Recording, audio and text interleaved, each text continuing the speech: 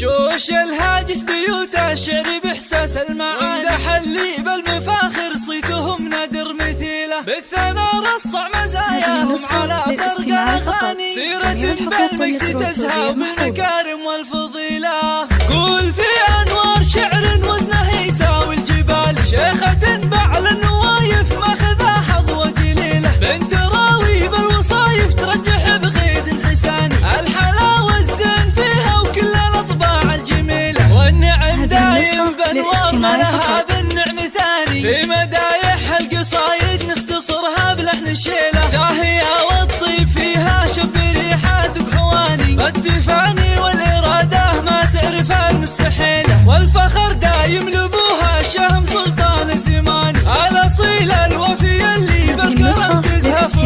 راوي كساب الجمايل من سمو العزداني، لا نصاها الضيف يفتح بابه يثني الجزيلة، راوي مدها للمواقف له مقام وعز شاني، فزعته بالطيب ذا يعصيتها بكل القبيلة، في ثناه تشوش أفكاري ويتباهى لساني، شامخ فوق الثريا وزله محسن يطول، الوفاء والفخر يزهى أمها ست الغواني، فاطمتك المعزة ذات الأوصاف النبيلة، بالخصال الحتمية والشكر